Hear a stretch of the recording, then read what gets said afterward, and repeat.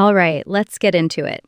How did the disappearance of an 11-year-old boy in small-town Minnesota end up rewriting national laws and reshaping how America talks about safety? Big story, big impact, and yeah, big feelings. Hey, it's Emma, and I'm feeling like equal parts curious and disbelieving today. This one is heavy, but it matters. So, picture this. Late 80s, St. Joseph, Minnesota. Jacob Wetterling, an 11-year-old kid, bikes to a convenience store with his brother and a friend. Totally normal small-town vibe.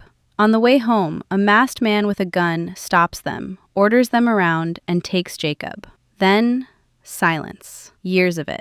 The case becomes this haunting national missing child story, and it ultimately pushes the U.S. towards sex offender registries and massive public awareness shifts. It's a tragedy that changed policy. Okay, let me get personal for a sec. I first heard Jacob's name as a kid, and I remember that chill, like when you realize safety is not guaranteed just because your neighborhood has quiet streets and friendly porches. One night, my mom didn't want me walking back from a friend's house, literally 5 blocks, and she made up this family password thing. At the time, I was like, seriously, this is extra. But now, I get it. The uncertainty, the not knowing, it lives rent-free in a parent's head. I also remember a community flyer board by the grocery store. Missing posters, candlelight vigils, neighbors whispering tips like it was a spy movie. It taught me that vigilance isn't paranoia, it's love wearing sneakers. And when Jacob's remains were finally found in the mid-2010s and the man responsible confessed, my first reaction was big yikes and heartbreak, but also a tiny, fragile breath. Answers do not fix grief, but they do change it. Watching Jacob's parents, Patty and Jerry Wetterling, keep showing up for kids everywhere, that is resilience. That is, honestly, heroic energy. All right, let's unwrap the basics. Jacob Wetterling was a Minnesota kid doing what kids do. Snacks, a video rental, bikes, friends. On that road, a masked man stepped out, used a handgun to control 3 kids, asked their ages, let 2 run, and took Jacob. Years passed, and the fear in the community became like this low-frequency hum. You know that feeling when your phone's on silent, but you still feel phantom buzzes? That's what it was like for a whole state. Constant, anxious anticipation, just in case the call finally comes.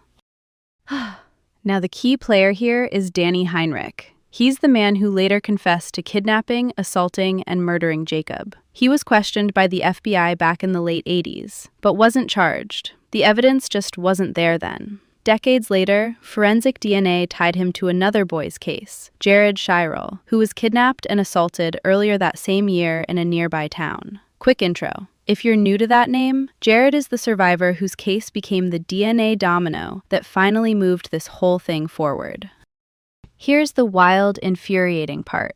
The statute of limitations on Jared's 1989 kidnapping had expired by the time the DNA hit came through in the 2010s. So prosecutors couldn't charge Heinrich for that. Tell me why the science finally catches up and the law says, nope, you're late. Big yikes. So they pivoted. Investigators searched Heinrich's place, found child sexual abuse material, illegal content involving minors, and charged him federally. One of those counts, plus a plea deal, became the leverage to get the truth and find Jacob. Function over form, just saying. In court, Heinrich gave sworn details. He admitted to kidnapping Jacob at gunpoint and said the gun was actually unloaded, which is horrifying. Threats alone were enough. He also said he used a police scanner to dodge patrols and later returned to move the remains when he feared something was exposed. Those receipts explain why the case went cold for so long. As part of the plea, prosecutors agreed not to charge him with murder. He pled to 1 federal count and got 20 years. After that, there's still the option for civil commitment. Basically, if someone's deemed sexually dangerous, the state can confine them beyond their prison time. Now let's talk parents. Patty and Jerry Wetterling are Jacob's mom and dad, and their response became a movement. They created the Jacob Wetterling Foundation in the early 90s, and later the Jacob Wetterling Resource Center, educating families on who targets kids, how they operate, and how to prevent it. Their advocacy powered legislation in 1994 called the Jacob Wetterling Act. Quick definition. It was the first U.S. law requiring states to set up sex offender registries. Then came Megan's Law in the mid-90s, which expanded public notification, and the Adam Walsh Act in the 2000s, which standardized and strengthened the system. The policy glow-up is real. Imperfect, yes, but transformative. Okay, pause, because we have to address the messy, still unsettled piece.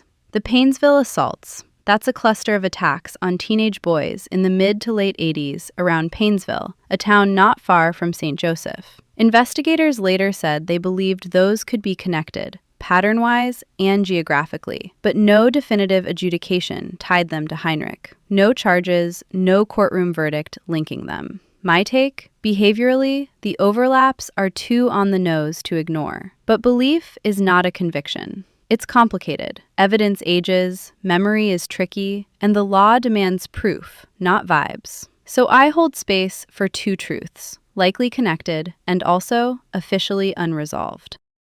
If you want the media deep dive that changed how many people saw this case, listen to In the Dark, an investigative podcast from American Public Media. Season 1 put a spotlight on the Stearns County Sheriff's Office, the local agency, and laid out missed leads and system failures over decades. And yeah, I know, calling out law enforcement is instant drama, but accountability isn't cancel culture, it's quality control. When journalists map out what went wrong, even years later, it helps communities fix the playbook before the next crisis. Here's what still stuns me. Heinrich was never charged with Jacob's murder, not because it didn't happen, but because the plea was built to extract the truth and bring Jacob home. A lot of people hate that trade, and I get it. But given the time lapse and evidence hurdles, the deal delivered certainty, location, and sworn admissions. It's not a perfect ending. There isn't one. It was a hard, pragmatic choice that prioritized answers and safety over a trial that might have collapsed. High-key controversial, but also deeply human in what it tried to protect. Zooming out, the legacy is everywhere. There's a bridge near St. Cloud called the Bridge of Hope, named for Jacob, a reminder that communities can honor, remember, and still push for better systems. The laws, the registries, the public education, it's not about living scared, it's about living aware. That's the difference between panic and preparation. Okay, let's move on. Next episode, I want to get into the ripple effects of Megan's Law, the mid-90s update that expanded public notification about registered sex offenders, how it works, who it helps, who it might hurt, and what the data actually says. Spicy, necessary convo coming.